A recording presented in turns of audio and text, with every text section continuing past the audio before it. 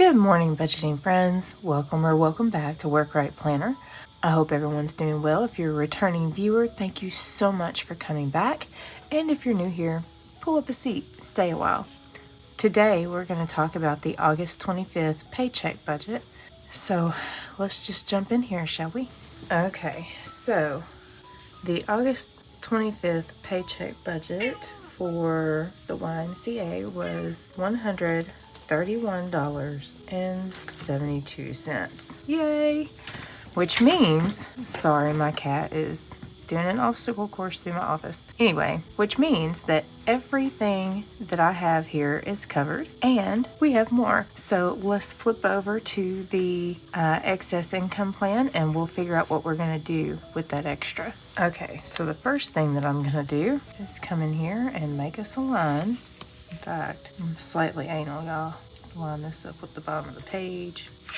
Okay, so I'm just going to write in all of the information about this check.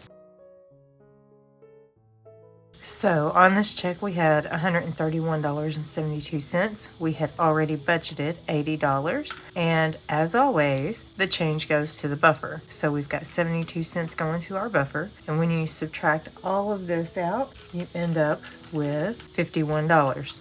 Now, the rest goes to our variable. You can see right here, you can't see all of it, but you can see that we have already applied all of our variable. So check mark for that. The next test is it over 100 or under? It's under, so I get nothing. So now we're going to move over to fees. Let me go ahead and write those in.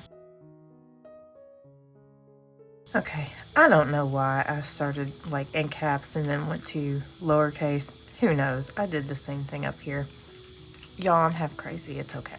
So if you take 40% of 51, that means we've got $20 going to debt. 20% of 51 means that I've got $10 going toward lipedema.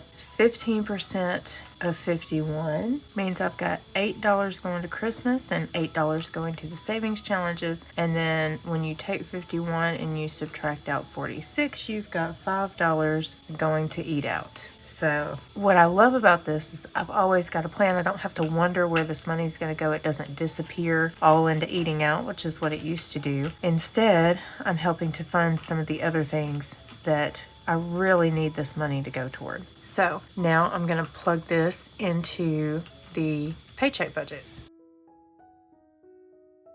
So all I did was I put all those numbers over here. Christmas was the only thing that was overlapping, so I added the $8 to what was already there to give us $49. So then we've got our $23 for date night and $16 for Paula. $131.72. We have no fixed expenses, which means the $131.72 is coming forward to variable. So 39 plus the $5 that we put in there is 44. When you subtract 44 from 131.72, oh wait, I forgot to write down the buffer. Let's do that.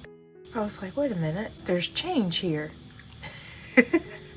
And there shouldn't be. Okay, so 44.72. When you subtract 44.72 from 131.72, you end up with $87. And then when you add all of this up, it does come to $87. So I have a zero-based budget. There is a plan for all of my money. Hopefully I can stick to it. So what I'm going to do now is I'm going to take these numbers, I'm going to plug them into the little spreadsheet that I keep in my wallet to figure out what I need for the cash envelope stuffing. So make sure that you come back for that one. That will be my next video.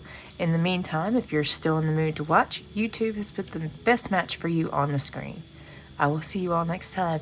Have a great couple days. Bye.